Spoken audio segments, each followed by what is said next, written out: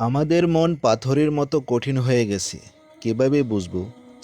আমরা যখন দেখি একটা মৃত ব্যক্তিকে জানাজার জন্য নিয়ে যাওয়া হচ্ছে, আমাদের মনে কোনো ফিলিংস কাজ করে না। জানাজায় দাঁড়িয়ে মোবাইল টিপাটিপি করছি, মনে একটু ফিকির নাই যে কালকে আমার জানাজাও হতে পারে। মোবাইলটা টিপাটিপি করেই চলছে। এমনও লোক আছে, দেখা যায় দাফন করা হলো মাইয়াতকে, দাফন করার পরে চারপাশে মানুষজন জড়ো হয়ে গল্প করছে। ভাই, আপনার ওই জমিটার কি খবর? আপনার ওইটার কি খবর? বিজনেস কেমন চলছে? চাকরির কি অবস্থা? এই যে মাইয়ারটাকে পাশে দাফন করলো, কোনো ফিলিংস নেই, কোনো ফিলিংস নাই। আমি আত্মশুদ্ধির কথা বলছি। আত্মশুদ্ধির জন্য আপনার মনটাকে পাখির মতো সফট করতে হবে, নরম করতে হবে। যখন আপনি সফট করবেন, নরম করবেন, আত্মশুদ্ধি অর্জন করবেন, তখন দুই ডানা মিলে আকাশে উড়তে পারবেন।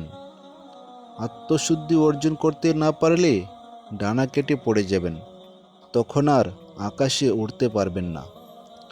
কোন আকাশে? ওই যে শহীদের রূহ যে আকাশে চলে গেছে, ওই আকাশে। অতএব মন কেন কঠিন হলো প্রিয় ভাই? আমরা প্রথম কারণ হিসেবে ধরতে পারি, আমরা শিরিকের পাপে লিপ্ত আছি। শিরিকের পাপে লিপ্ত থাকার কারণে মুসলিমদের অন্তর পাথরের মতো কঠিন হয়ে গেছে। আপনি কি ভাবছেন আমরা শিরিক করি না? মুসলিমরাও কবর পূজা করে, মুসলিমরাও দেখবেন মাজার পূজা করছে।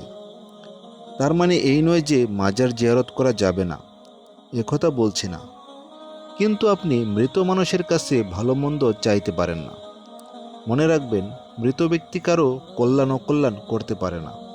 প্রিয় ভাইয়েরা, কথায় কাজে এবং চিন্তায় আমরা অনেক শিরিক করছি।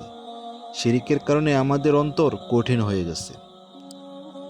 আরও আমাদের অন্তর কঠিন হওয়ার কারণ হচ্ছে বেদাত। আপনি আমল করছেন, নবীর সুন্নত মানার জায়গায় অন্য কিছু আমল করছেন। এমন এমন কিছু আমল করছেন যেগুলোর সাথে রাসূলের সুন্নতের কোনো সম্পর্ক নাই এবং সাহাবীদের সুন্নতেরও কোনো সম্পর্ক নাই। অন্তর কঠিন হওয়ার আরেকটি বড় কারণ হচ্ছে হারাম রিজিক। যখন আপনি হারাম রিজিক খাচ্ছেন, সুদ, ঘুষ, দুর্নীতি, অন্যের সম্পদ আত্মসাৎ করা, হালাল হারামের পরোয়া না করা, এই রিজিক দিয়ে যখন আপনার দেহ রক্ত মাংস গঠিত হচ্ছে, তখন আপনার অন্তর পাথরের মতো শক্ত হয়ে যাচ্ছে। একটা কথা মনে রাখবেন, আল্লাহ পাক পবিত্র সত্তা, তিনি পবিত্র ছাড়া গ্রহণ করেন না। আল হাদিস।